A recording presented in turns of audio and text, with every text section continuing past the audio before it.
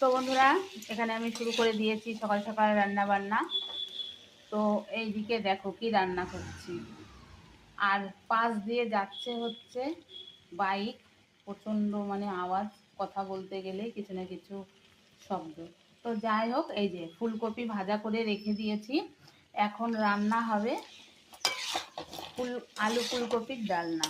তো এই যে শীত পড়তে না পড়তেই শুরু হয়ে গেছে আলু ফুলকপি দিয়ে মাছের ঝোল, ফুলকপি ভাজা। মেয়ে আবার এতটা ভালোবাসে, এই যে কুমড়ো ভাজা করেছি, আবার বলেছে ফুলকপি ভাজা রাখতে।